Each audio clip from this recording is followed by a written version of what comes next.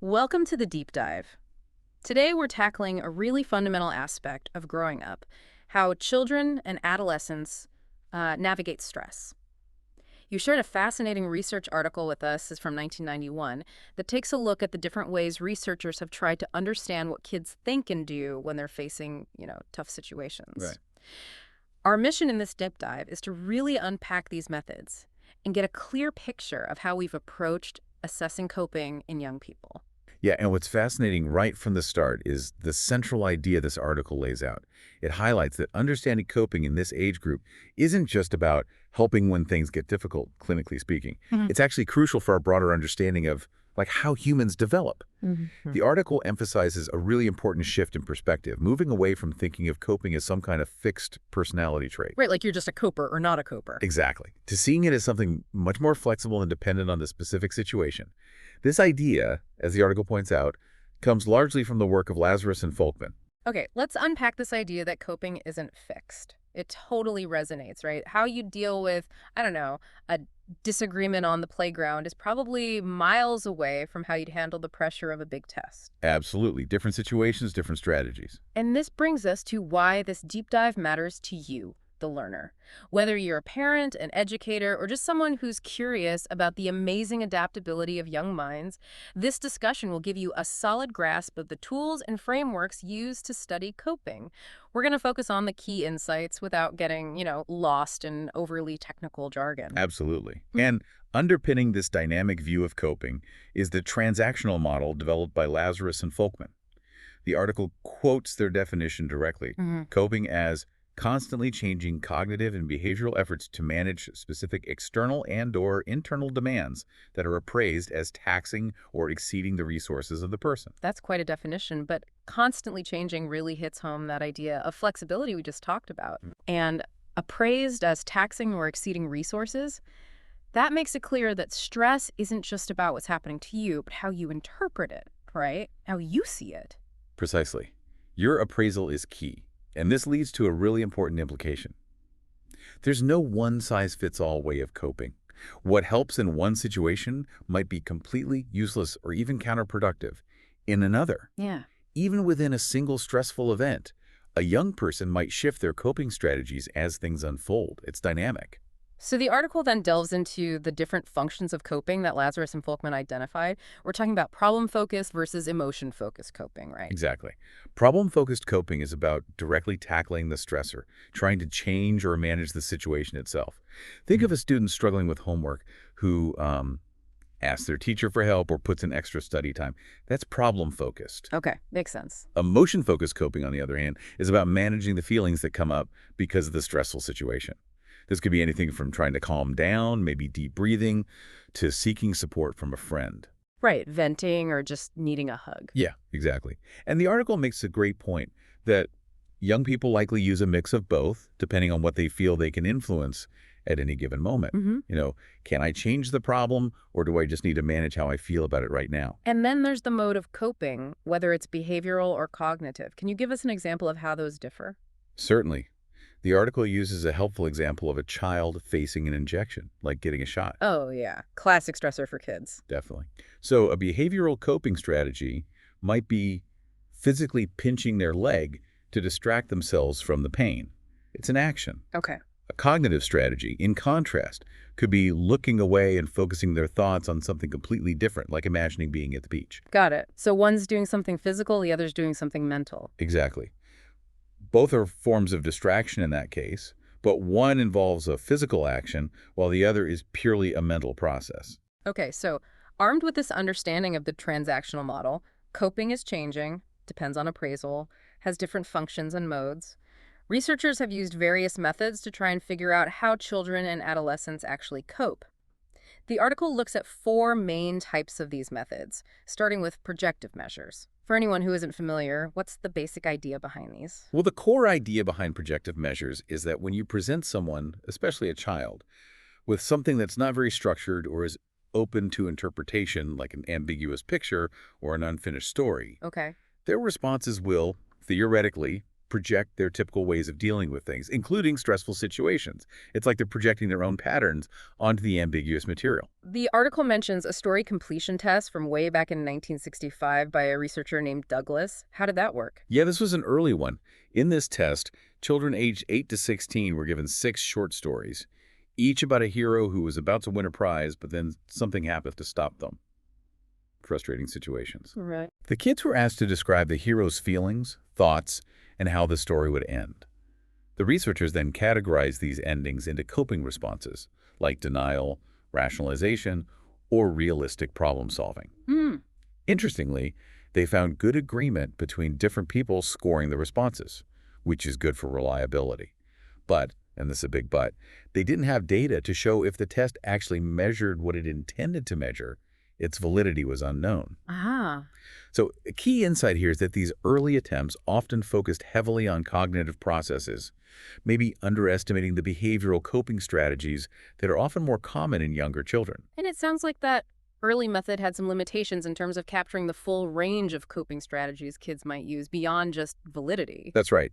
The article points out several limitations. It might not have been specific enough to really tap into how kids would actually cope with frustration in real life. Plus, it only focused on what the hero thought and felt and how the story ended, not explicitly what the hero did. Okay, so missing the behavioral piece again. Yeah, and the categories for coping were also quite limited and leaned heavily towards cognitive strategies. As we discussed earlier, younger children often rely more on problem-focused and behavioral coping, which this test didn't really capture well. Also a big question. Is coping with frustration the same as coping with other kinds of stress, like fear or sadness? Maybe not. Good point. Generalizability is an issue. So, building on this idea of using stories, another projective measure explored in the article is the Roberts Apperception Test for Children, or RATC. This one sounds a bit more specific. It is, slightly. Developed by Robbins in 1987, this test uses picture cards that depict interpersonal problems, kids arguing, family situations, things like that. Okay. It was used in one study mentioned with children aged 6 to 17 who were about to have orthopedic surgery. The researchers looked at specific subscales of the RATC to measure coping, and then compared those responses to how well the children adapted after their surgery. Using an interpersonal test for medical stress seems like a mismatch. That's exactly the takeaway here. The context of the assessment tool really matters. A measure designed for social issues might not effectively capture coping with physical stress like surgery. And what did they find? Was there any link between how they responded to the pictures and how they recovered? They found one specific link. Children whose responses showed constructive limit setting, essentially, recognizing the need for rules and appropriate consequences in the stories, tended to have better adjustment a month after surgery. Okay, that's interesting. But the article raises a really important question here. Did this scale actually reflect the child's coping, or was it more a reflection of the parenting they were used to? Like maybe they just knew the right answer based on their upbringing. Exactly. If parents consistently set limits, the child might just be reflecting that understanding rather than actively coping themselves. And beyond this one finding, there weren't strong links between the other RATC subscales and post-surgery adjustment. So limited evidence for its validity in this context. The authors of our article suggest it might be more useful for understanding responses to interpersonal stress, which is what it was originally designed for. That makes perfect sense. So a tool designed for social situations might not be the best for understanding how kids cope with the stress of medical procedures. The article then moves on to the Coping Strategies Test, or CST. This one seems to focus on some pretty intense situations. Yes, the CST, developed by Iarnau, Carlson, and Guthrie in 1987, was specifically designed to look at cognitive coping strategies in children aged 8 to 13 who were depressed or had suicidal thoughts. It uses pictures depicting really stressful scenarios like a child being disciplined, parents fighting and one leaving, even a child grieving their mother's death. Really heavy stuff. Wow, yeah. The kids are asked how to solve the problems in the pictures and how the characters would achieve a happy ending. They're also presented with follow-up scenarios and potential obstacles. The researchers then scored the children's proposed solutions into categories like physical aggression, verbal aggression, running away, suicide, assertion, help-seeking, and different types of cognitive coping, like active versus avoidance. They found high agreement among raters scoring the responses. So, good reliability for scoring. Yes. What stands out here is the attempt to understand how children facing significant mental health challenges think about coping in these extreme situations. But what about how well it actually measured coping in these populations? Did it distinguish between, say, depressed and suicidal kids effectively? The validity data were less conclusive. They didn't find a difference in the overall number of adaptive coping strategies between depressed and suicidal children, which is maybe surprising. Mm. But those with suicidal thoughts did show fewer active cognitive coping strategies. So Mm. maybe a subtle difference there. While the CST might have potential for understanding coping in clinical populations, the article cautions that we can't necessarily generalize how children respond to these extreme scenarios to how they cope with everyday stressors. Right. Dealing with a parent leaving versus forgetting your homework are pretty different beasts. Exactly. We still need more research to see if it can reliably distinguish between normal, depressed, and suicidal children based on their coping styles. The key takeaway here is that coping strategies in extreme situations might be qualitatively different from those used in daily life. The final projective measure discussed involves a more multifaceted approach used by Walker in 1988. Tell us about that.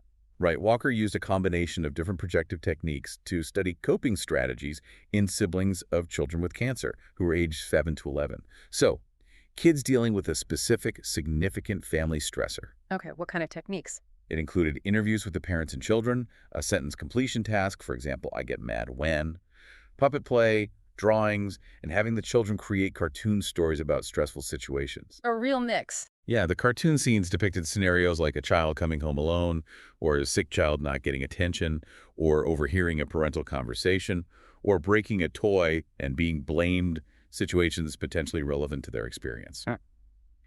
This approach identified a wide range of coping strategies, from thought-stopping to emotional expression. Lots of rich data. Sounds like it. But what about consistency in scoring? That's the rub. They didn't calculate the reliability of these coding categories. This highlights the challenge of using multiple qualitative methods while you get rich data. Ensuring consistent interpretation across different techniques and scores can be really difficult. And was there agreement between what the children reported and what their parents observed? You mentioned interviews with both.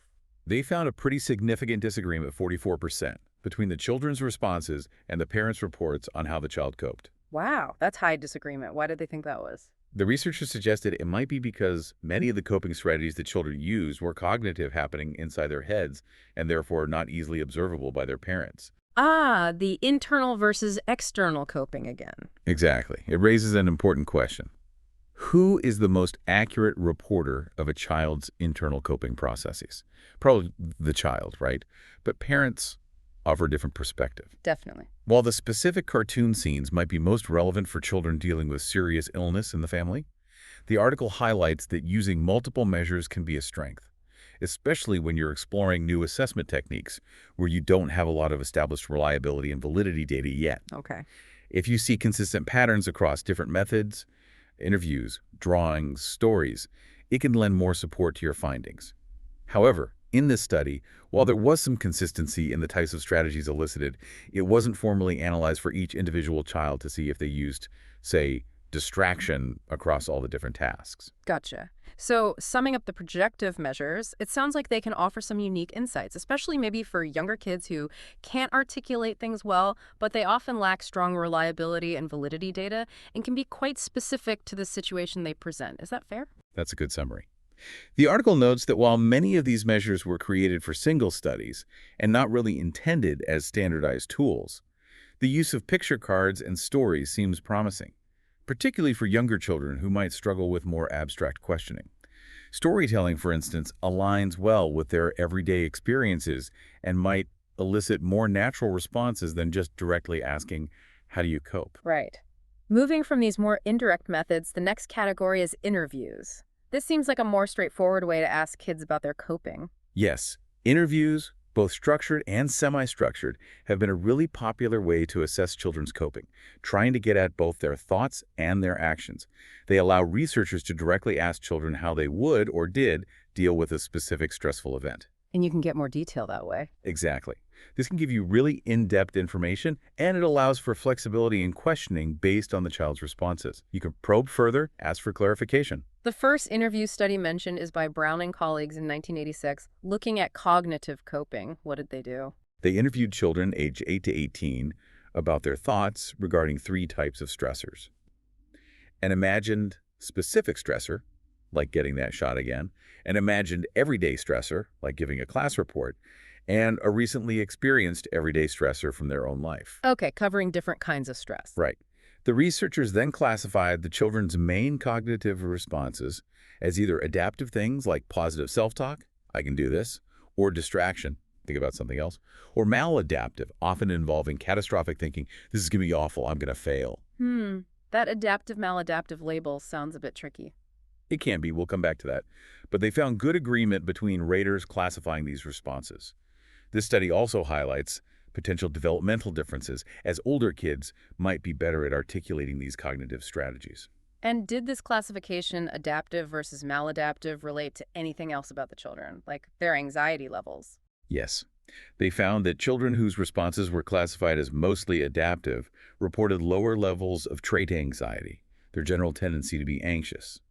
So that provides some evidence for the validity of the interview method, linking coping style to a broader outcome. Okay. However, the article points out a couple of things to consider.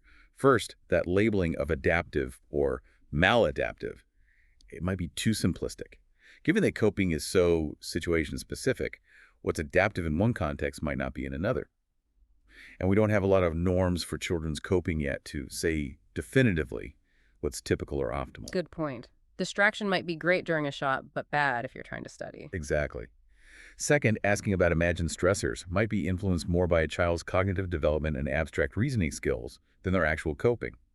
So differences seen between younger and older children in these responses might not always reflect real-world coping differences. Maybe older kids are just better at talking about coping in hypothetical situations. Right. Moving from open-ended interviews to a more structured approach, the article also discusses the work of Jenkins, Smith, and Graham in 1989, focusing on how children cope with parental quarrels. That's right. They read children aged 9 to 12 a story about a child overhearing their parents arguing and asked them what the child in the story should do, as well as what they themselves did when their parents argued. A bit more specific.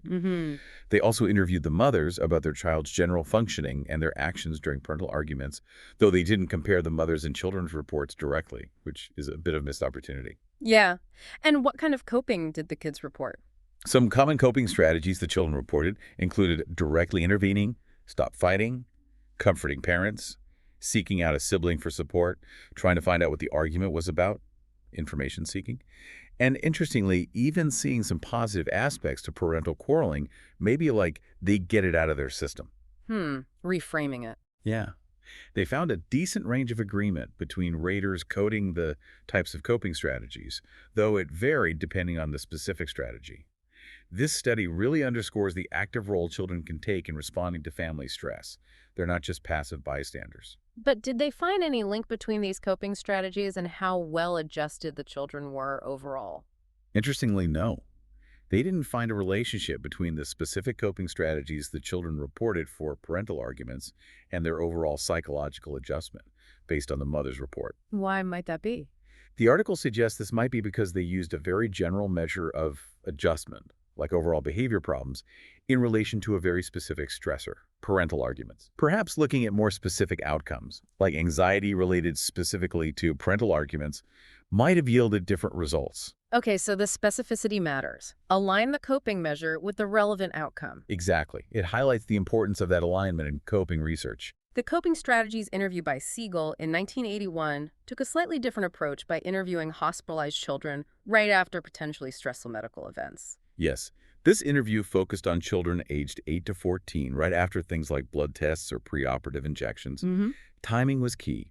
They were asked about their thoughts and actions before, during, and after the event, what made them feel better or worse, and what advice they'd give to a friend going through the same thing. Asking what made them feel better or worse sounds really valuable, gets at perceived effectiveness. It does. The researchers coded their responses into a really wide range of categories. Different types of distraction, internal, external, reinterpreting sensations, just pressure, not pain, fantasy, mental rehearsal, information seeking, relevant or irrelevant, positive or negative self-statements, catastrophizing, expressing or inhibiting emotion, relaxation, seeking help.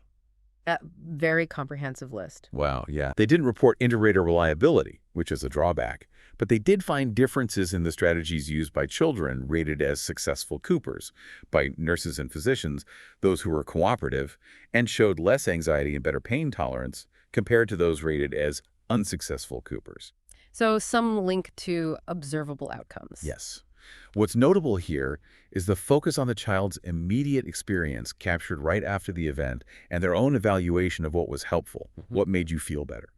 That child perspective is crucial. It sounds like the timing of that interview right after the stressor was a key feature, likely making the reports more accurate. Absolutely. It likely enhanced the accuracy of their self-reports compared to asking days or weeks later. And as you said, asking what made them feel better or worse provides insight into the effectiveness of different coping strategies from the child's own perspective. While it was developed for medical procedures, the article suggests this format could be adapted for other specific discrete stressors, like test-taking or giving a speech. Okay. Now, the Child Stress Inventory, or CSI, aimed at younger children age 6 to 9. How did that interview work? Vertlieb, Weigel, and Feldstein designed the CSI as a semi-structured interview. Children reported up to 5 stressful events they had experienced and then described what they did to deal with them. So, open to any stressor they experienced. Right. The coping strategies they described were then scored based on 3 different aspects. First, the focus, who the coping behavior was directed at, themselves, the environment, or another person. Second, the function was aimed at problem solving or emotion management. And third, the mode led things like seeking information, seeking support, taking direct action, inhibiting action, or intrapsychic strategies like cognitive restructuring. That sounds quite complex, coding on 3 dimensions. It is, and maybe because of that complexity, they reported somewhat low inderator reliability for the scoring. The validity data were also not very strong, with only a few small correlations found between the coping scores and scores on the child behavior checklist, a common measure of child problems. So, promising idea, but maybe difficult to implement reliably. Potentially. Despite the reliability and validity issues reported in that initial work, the article points out some potential strengths. The CSI has the advantage of being able to assess coping with any type of stressor the child brings up. And the complex coding system, while maybe hurting reliability, allows for a lot of rich information to be gathered. Right. The authors of our article suggest that refining those coding categories, making them clearer and more distinct, might improve reliability without losing the breadth of information they can capture. The final interview format discussed is a structured one by Band and Weiss in 1988, looking at how children cope with everyday hassles. Right, this interview focused on children at 3 different ages, 6, 9, and 12, and asked them about their actions and thoughts during a stressful event they'd experienced in the past year. They focused on 6 common hassles: a friend moving away, getting a shot, getting in trouble, peers saying mean things, getting a bad grade, and getting hurt. So relatable everyday stuff. Exactly. The children's responses were coded into categories reflecting either primary control attempts to change the situation or the stressor itself. Like problem solving. Yes. Right. Or secondary control attempts to adapt to the situation, change oneself or one's perspective. More like acceptance or reframing. Right. Or relinquish control, basically, not really coping, feeling helpless. Within these broad categories were more specific strategies, some drawn from an adult coping checklist, but also some new categories developed based on the children's responses. And how did this one fare in terms of reliability and validity? Pretty well, actually. They found excellent reliability for coding these coping categories. And the fact that coping choices differed depending on the specific situation, more primary control for controllable problems, and the child's age supported the construct validity of the interview. It seemed to measure what it intended to measure. What was particularly valuable about this approach? The variety of realistic stressors allowed for a good look at how children cope across different types of situations, giving a more comprehensive picture than just focusing on one stressor. Asking about how effective they thought their strategies were also added a valuable dimension, similar to Siegel's interview. Any potential drawbacks? One potential limitation the article mentions is that they asked about events from the past year. Recall accuracy, especially for the younger 6-year-olds, might vary significantly over that long a period. Focusing on more recent stressors, say in the last 1 to 3 months, might be beneficial for getting more accurate reports. That makes sense. So in summary for interviews, they offer a lot of flexibility and depth, great for getting rich information. But many were developed for specific research projects, and the definitions of coping strategies can vary quite a bit across studies, making comparisons difficult. Right. However, some of these formats, like the ones by Vertlib et al., and especially Band and Bites, seem to have potential for clinical use too, if they were further standardized and more research confirmed their reliability and validity with different groups. That's a key point. The field could really benefit from more standardized, psychometrically sound interview protocols for assessing children's coping in both research and practice. Okay, moving on. The third category of assessment methods the article looks at is questionnaires. These seem like they'd be a lot easier to administer, especially to larger groups. Absolutely. Questionnaires are generally much more efficient. You can assess coping in large numbers of children relatively easily, or get basic information without needing a lot of one-on-one professional time. They're practical. The article first talks about adapting adult coping inventories for use with adolescents. What were some examples of that? Well, one example is Wills in 1986, who used two adult inventories: the response profile of the coping assessment battery and the inventory of daily coping with adolescents aged 12 to 15. The goal was to look at the relationship between coping strategies and substance use. Okay. How did those work? For the response profile, the students indicated how often they used different coping strategies for general home and school problems. This inventory covered things like behavioral coping, taking action, cognitive coping, thinking differently, seeking social support, using exercise, and using distraction. Yeah. Pretty broad. Mm-hmm. The inventory of daily coping was a bit different. It asked about their intentions to use different coping goals like problem solving, mood improvement, distraction for various specific stressors like school problems, parent issues, health concerns, feeling sad, and friend problems. And did these adapted adult measures seem to work for the teens? They showed adequate reliability in this adolescent sample. And importantly, significant relationships were found between the coping strategies reported, levels of stress, and substance use. This suggests some validity to scores related to other relevant behaviors in a way you'd expect. Oh, there's always a but, isn't there? Often in research, yes. The article emphasizes the need to construct validity specifically for adolescents. Just because it works for adults doesn't automatically mean it's measuring the same thing or measuring it as well in teens. Their cognitive development, life experiences, the stressors they face, they're different. Right, the meaning might shift. Exactly. This highlights a potential pitfall of simply adapting adult measures without thoroughly checking if the underlying concepts, the constructs, really map perfectly onto adolescent experiences. Another adult inventory, the Ways of Coping Checklist, or WOCC, was adapted by Hart in 1988 for 8th graders. How was that used? Hart used an abbreviated version of the WACC. The goal here was to look at how 8th graders cope specifically with anger-provoking situations, both academic ones, like getting a bad grade and achievement threat, and social ones, like peer conflicts and affiliation stress. Okay, focusing on anger. Right.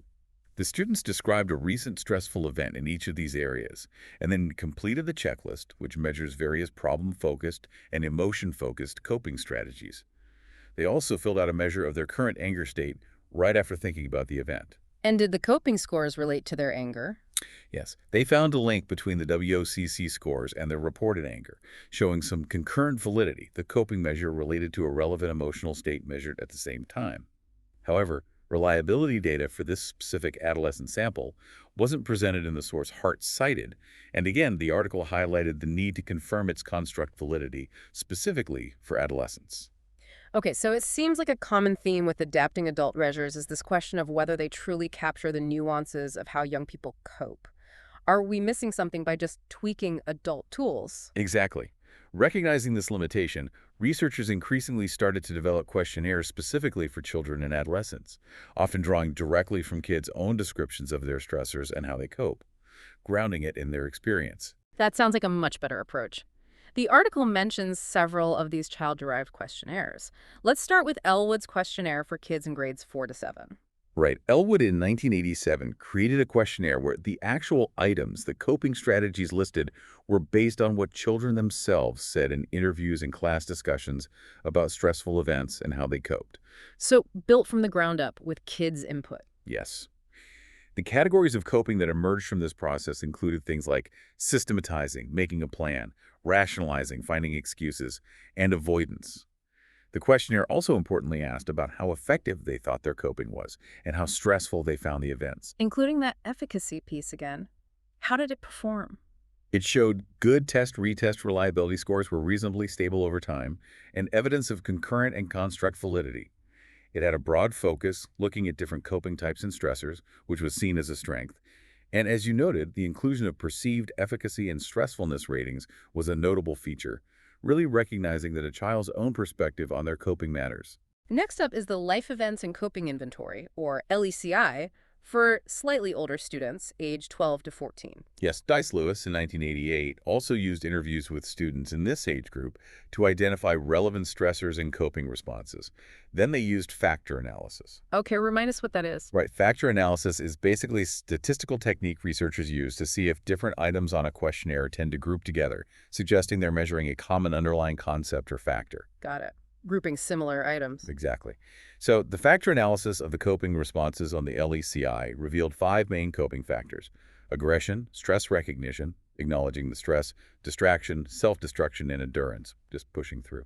Interesting factors. How was the reliability and validity? They found excellent test reliability, which is great, and good concurrent validity. The LECI scores correlated significantly with measures of anxiety, depression, and behavior problems. This suggests it could potentially be useful as a screening tool for identifying kids with general coping difficulties or emotional behavioral disturbance. Any limitations? The article points out that having only 5 broad coping factors might not allow for a very detailed, fine-grained analysis of how coping varies across different specific situations.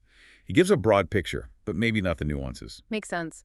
The Adolescent Coping Orientation for Problem Experiences, or ACOPE, focused on older adolescents, grades 10 to 12. How was that developed? Patterson and McCubbin in 1983 developed the ACOPE, again based on interviews, this time with high school students, about how they coped with various stressors and difficult life changes. So, tapping into that older adolescent experience. Right. This process resulted in 12 distinct categories of coping, including things like ventilating feelings, seeking diversions like listening to music, developing self-reliance, investing in close friends, seeking spiritual support, relaxing, engaging in demanding activities, being humorous, seeking professional support, engaging in social action, avoiding problems, and seeking social support. A pretty comprehensive list. Definitely sounds broader than the LECI. How did it hold up psychometrically? It showed adequate internal consistency, meaning the items within each category seemed to hang together. It also showed concurrent validity by correlating with self-reported substance use, suggesting a link between certain coping styles and risk behaviors. Okay. Later research using a shorter version also found a link with substance use for younger adolescents. And interestingly, a study with adolescents who had insulin-dependent diabetes found factors related to using resources versus ventilation avoidance coping. And that ventilation avoidance style was linked to not following their treatment plan. Wow. So linking coping to health behaviors too. Exactly. It suggests the ACOPE might be useful for understanding coping across a range of stressors beyond just typical adolescent hassles, including managing chronic illness. They also found developmental differences in coping patterns using the ACOPE, which further supports its construct validity. Compass and colleagues in 1988 used an open-ended questionnaire with kids aged 10 to 14. What was unique about their approach? Their approach had a couple of unique twists. First, they asked the participants to identify stressful, everyday interpersonal and academic events that had happened in the past 3 months, keeping it recent. Then, crucially, they asked the kids to rate how much control they felt they had over the cause of each event. Bringing in that appraisal of control we talked about earlier. Exactly. Then, for each stressor, the kids listed the coping strategies they considered using and which ones they actually used. Oh, that's interesting too. Considered versus used? Right. These strategies were then classified by researchers as problem-focused or emotion-focused, and they found good agreement between the raters doing the classification. And what did they find? They found a moderate relationship between the coping strategies used and parent-reported emotional and behavioral problems. But the really unique aspects were including that perceived control measure and the comparison between the strategies they thought of using versus the ones they actually used. This comparison can give us a better understanding of where a child's coping difficulties might lie. Is it that they don't know what to do, a generation deficit? Or do they know some options but fail to choose or implement the best one, a selection or implementation deficit? That's a really valuable distinction. Finally, the article discusses the Kid Cope, developed by Spirito and colleagues. This seems like a pretty comprehensive and well-researched questionnaire. Yes, the Kid Cope, which emerged in the late 1980s, has become quite widely used. It's designed as a brief checklist of both behavioral and cognitive coping strategies suitable for children and adolescents. Are there different versions? Yes, There are versions for younger kids, say 7 to 12 years old, that use a simple yes-no frequency format. Did you do this often, sometimes, or never? And there are versions for older kids and teens that use a Likert scale. How much did you do this? Not at all. It's very much. Okay, adapting for developmental level, what does it measure? It assesses how often they use specific strategies that fall into broader categories like problem solving, positive cognitive restructuring, distraction, social withdrawal, self-criticism, blaming others, emotional regulation, wishful thinking, and seeking social support. And importantly, like Elwood's measure, it also asks about how effective they perceive those strategies to be. Did this help you feel better, or did this help solve the problem? So frequency and perceived efficacy, how's the research base for it? It's pretty strong, according to the article. It has shown test-retest reliability comparable to other coping measures. It shows moderate correlations when kids fill it out about different stressful scenarios, suggesting some consistency, but also sensitivity to the situation. It's demonstrated concurrent validity by correlating with other coping measures, like the ACOPE and even adult inventories. And importantly, subsequent research beyond the initial studies really delved into its psychometric properties, established some preliminary norms for typical populations, and shown its usefulness in understanding coping in various clinical populations: kids with chronic illness, psychiatric patients, those who have attempted suicide. So it seems quite versatile. Yes. The article notes its flexible format and its coverage of both cognitive and behavioral strategies make it well-suited for comparing coping across different situations and developmental stages. It concludes it's probably the most extensively researched coping questionnaire specifically designed for children and adolescents. Okay, so summing up the questionnaires, it sounds like they've become a really valuable tool. They're efficient, and especially with the trend towards developing questionnaires based on children's own experiences, they seem to have good face validity. While many show adequate reliability and validity, the big next step seems to be developing solid norms. Absolutely. Having those norms, knowing what's typical for, say, a 10-year-old girl dealing with peer conflict versus a 15-year-old boy dealing with academic pressure, would really enhance our ability to interpret individual scores and make more meaningful comparisons in both research and clinical work. Right. The final category of assessment methods discussed is observational scales. This seems like it might be particularly useful for younger children who might not be able to articulate their coping strategies as well through interviews or questionnaires. That's the main idea, exactly. Observational scales can be really informative, especially for very young children who might have difficulty with self-report. They can also help us see how behavioral coping changes over time, phase by phase, during a stressful event, without relying on potentially unreliable memories of what happened earlier in the process. You see it as it happens. Less reliance on recall. The article mentions the behavioral approach avoidance and distress scale, or BAIDS. How does that work? Hubert and colleagues developed the BAIDS specifically to assess how children aged 3 to 11 cope and show distress when preparing for painful medical procedures, like injections or 5E starts. Okay, focused on medical settings again. Yes. The coping part of the scale looks specifically at approach versus avoidance behaviors. Observers rate the child across 5 phases of the preparation on a 5-point scale, ranging from high avoidance, like turning away, closing eyes, actively resisting, trying to escape, to high approach, like watching the procedure, touching equipment, asking questions. So watching versus hiding, basically. In simple terms, yeah. They found good internal consistency for this scale. The items seem to measure a coherent concept. And importantly, the approach avoidance scores correlated significantly with observed distress levels during both the preparation and the actual procedure, which supports its construct validity in this specific context. Kids who used more avoidance tended to show more distress. Makes sense. Any limitations?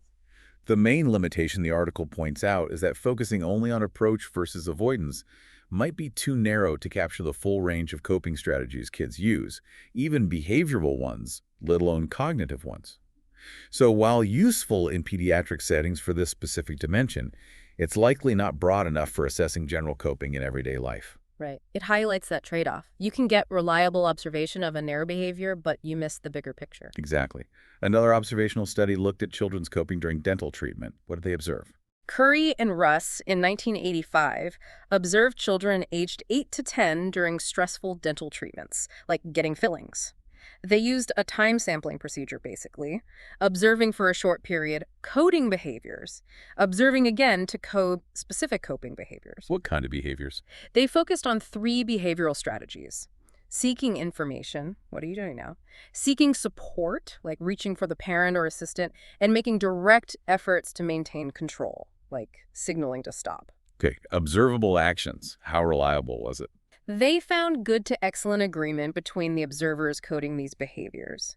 They also found age-related differences, with older kids in the sample perhaps using different strategies than younger ones, which provided some support for the construct validity of the scale. While it only looked at these three specific behavioral strategies, the article suggests that these observable behaviors might be useful components to include in broader observational scales in the future. So even in a specific context like the dentist, different coping strategies emerge that can be systematically observed. Yeah. So the overall takeaway from observational scales seems to be that while they're particularly useful for young children and for looking at behavioral coping in specific observable situations, mostly medical so far, they are inherently limited.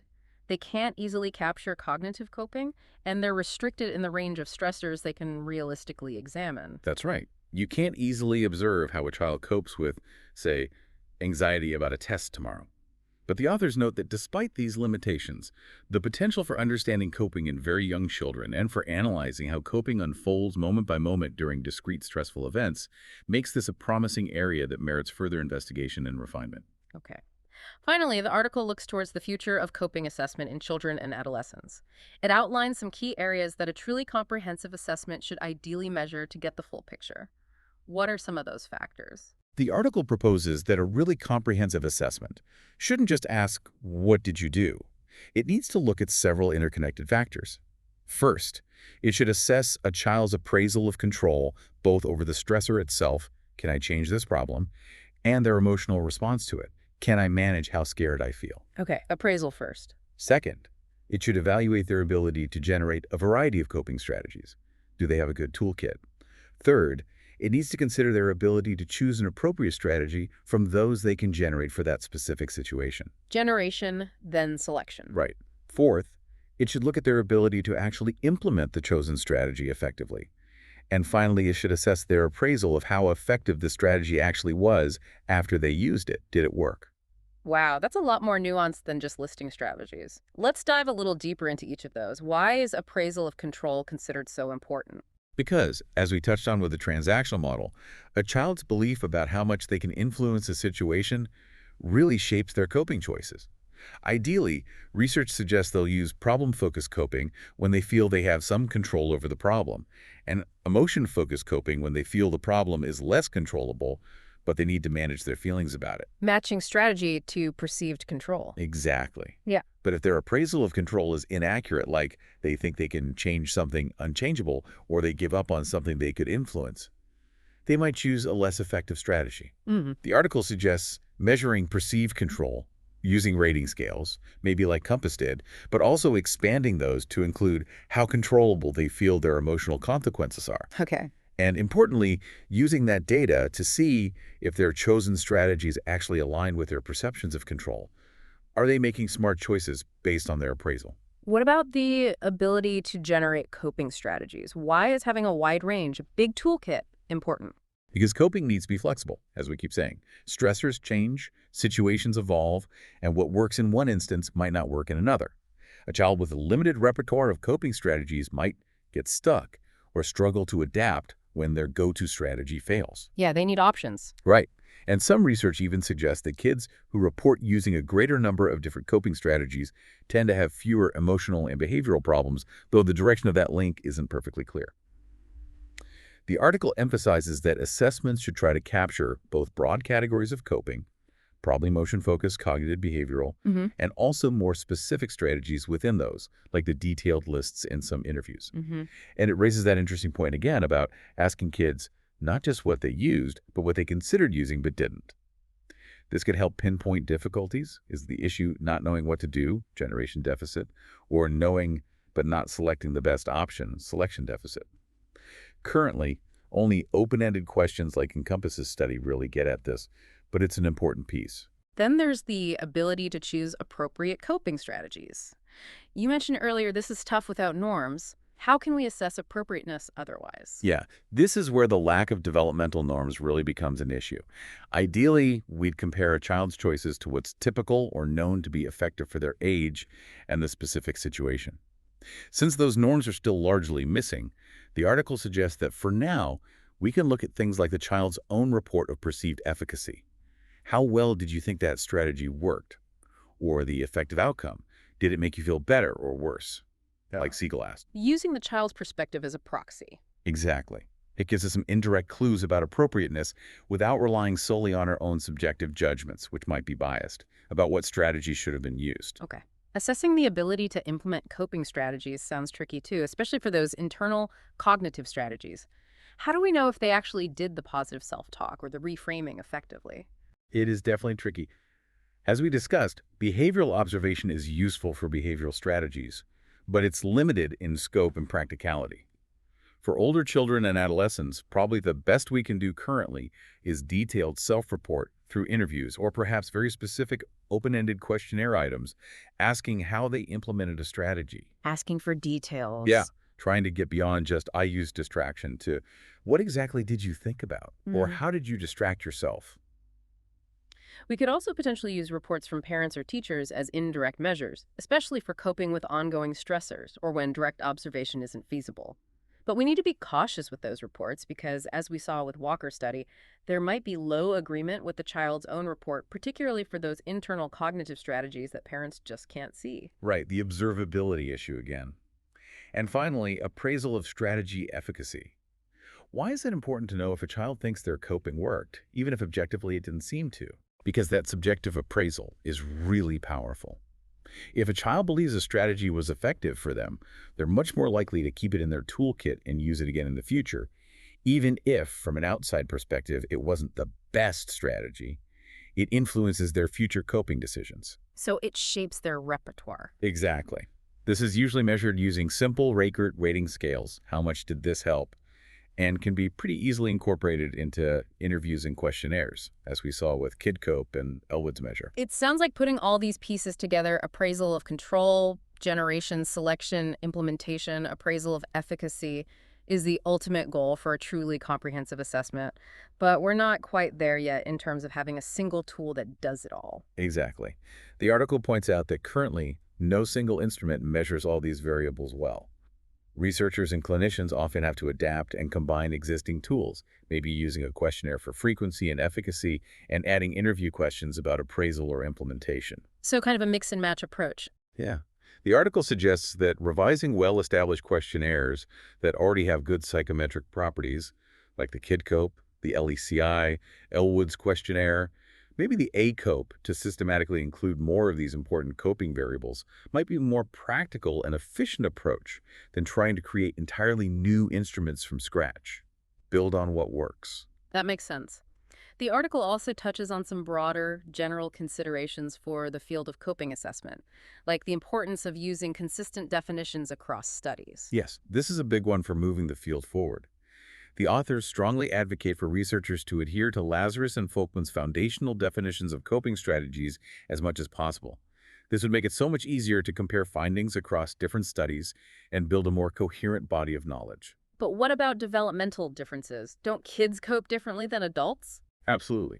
The article acknowledges that developmental adaptations might be needed. For instance, Band and Weiss added new categories relevant to children. The key is that these adaptations should focus on adding categories specific to children rather than fundamentally altering the core definitions of things like problem-focused or emotion-focused coping. Maintaining that common language is crucial. And what about the dynamic nature of coping itself? How does that affect our traditional ideas of reliability and validity when we're measuring it? This is a really important methodological point because coping changes depending on the situation and even over short periods. Traditional measures of reliability might need careful interpretation. For example, internal consistency, whether all items on a scale measure the same thing, can be tricky because a person might use very different, even seemingly contradictory strategies for the same stressor. Right, like trying to solve the problem and trying to feel better about it. Exactly. And retest reliability, how stable scores are over time, might naturally be lower for coping measures compared to measures of stable personality traits, because coping should change if the situation changes.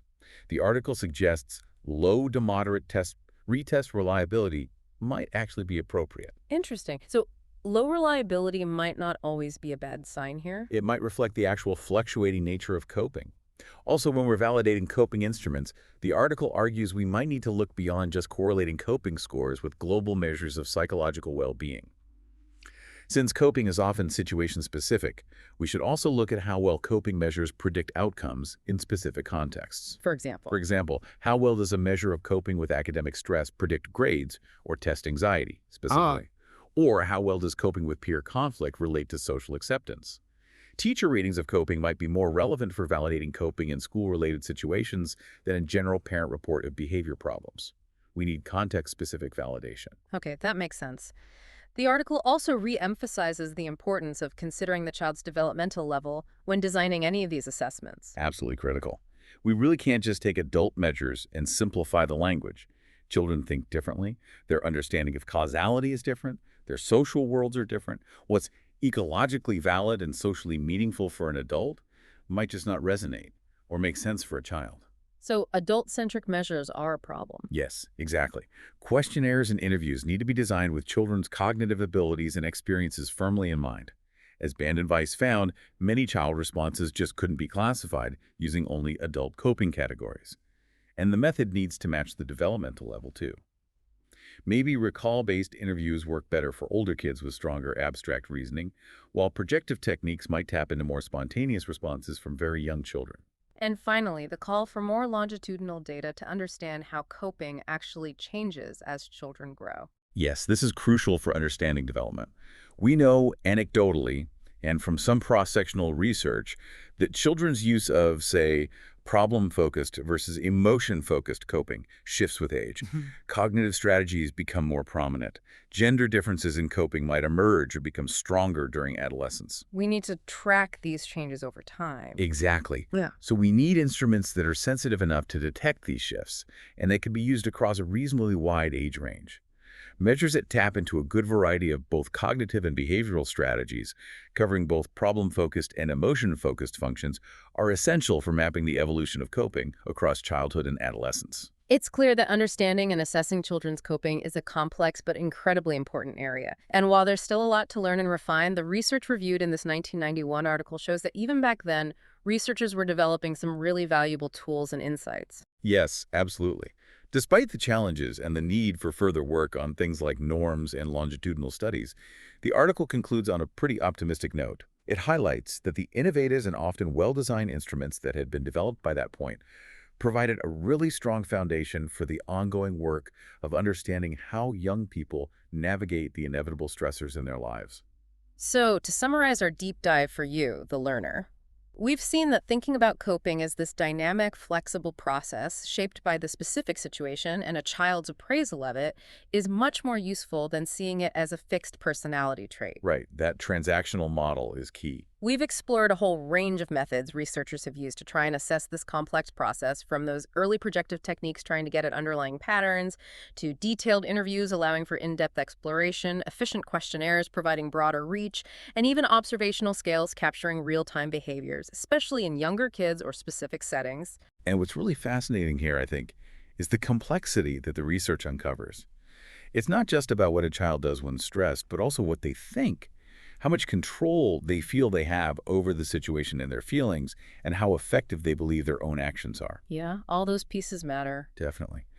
And the ongoing efforts to refine how we measure something so fundamental, so central to development and well-being really highlight how much there is still to discover about the incredible resilience and adaptability of young people. So a final thought for you, the learner. What stands out to you most from this deep dive?